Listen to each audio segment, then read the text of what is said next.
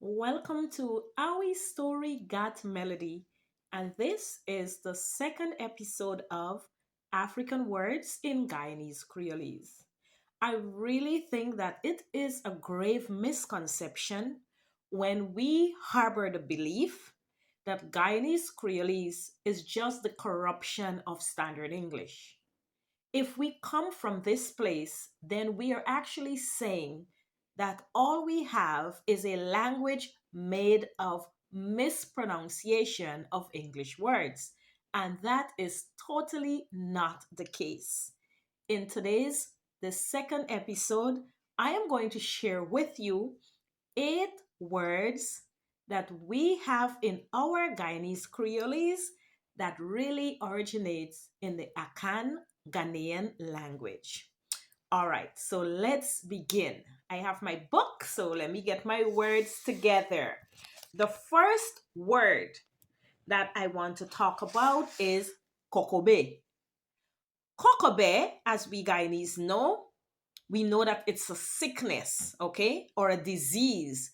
But kokobe in the Akan language actually means leprosy. And kokobe, the use of kokobe is it's not so prevalent, but we do have it in one of our proverbs. Not take shame face and shake kokobe man an.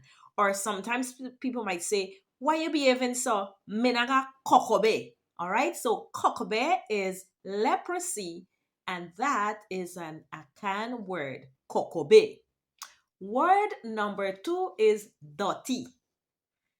Some people like to believe that dirty is the corruption of the word dirty, but I'm not talking about the word dirty as in something being soiled or messed up.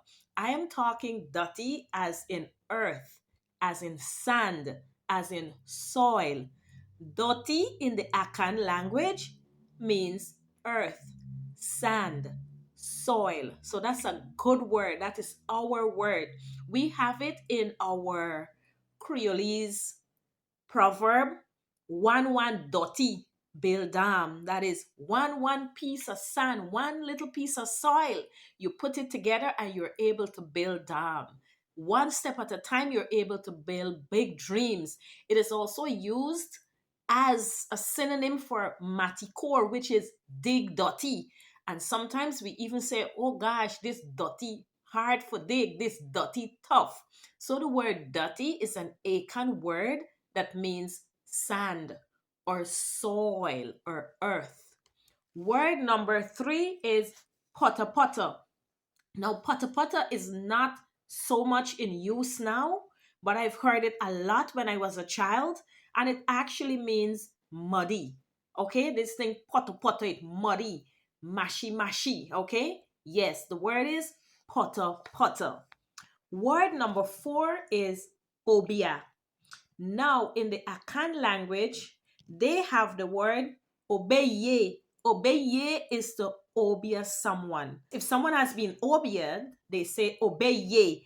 And then they have obeyo, okay, which is witchcraft. And the female witch is called obia. So the word obia came straight from the Akan language, and we use it in the same context. If somebody obey you, obey, if you get obey, if you get obia, that means that you've been touched by some amount of witchcraft. The next word is Anansi. Now, Anansi actually came with the transatlantic slave trade. That's an Akan word. And it's really a part of the oral tradition, the part of folklore, of telling story. And Anansi is the trickster in Akan language. And they also have stories that are translated via oral tradition. Our next word is kenke. Now, kenke in the Akan language is when you take cornmeal and you boil it in the leaves of banana. It is called kenke or kinke. In Guyanese Creolese, we call it kanki. It's the same thing, the exact same thing. you have to understand that words have linguistic changes. And because there has been so many years between them and us and the transatlantic experience, the word changed from kenke to kanki. Okay? And then we have the word mese. Mese. Mese in Akan means just that. Mese. Mese na duda. Mese. Now, sometimes you want to know, why is it that we as Guyanese, we use people, if they listen to us, they might say, why is it that you use an object pronoun as your subject? That is, why is it that you are using me instead of I? And that is really because all of this came from the Akan language. That is the subject pronoun, me. Okay? And that's why we say me say, me bin, me do, me de, me. All right? And then I think the last one, if I'm correct, I'm going to check back. The last one is nyam.